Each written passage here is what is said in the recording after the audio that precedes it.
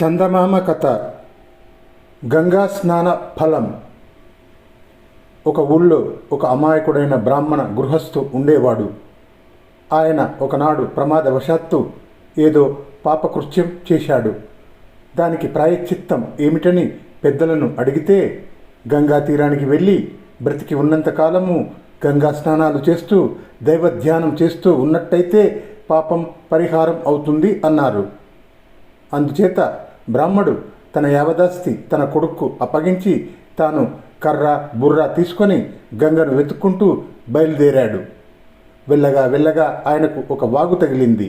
ఆ వెర్రి బ్రాహ్మడు ఆ వాగును చూసి అదే గంగ అనుకొని భక్తితో అందులో స్నానాలు చేస్తూ దాని ఒడ్డున కూర్చొని భగవద్ధ్యానం చేసుకుంటూ 5 ఏళ్ళు గడిపాడు. ఒకనాడు ఒక శివభక్తుడైన సన్యాసి అటుగా వెళుతూ బ్రాహ్మడితో, నాయనా, ఇక్కడ ఏం చేస్తున్నావు అని అడిగాడు. దానికి బ్రాహ్మడు, స్వామి, నేను నేరక ఒక మహాపాపం చేసి దాన్ని పోగొట్టుకునేటందుకు ఈ గంగా తీరాన దైవధ్యానం చేసుకుంటున్నాను అని జవాబు చెప్పాడు.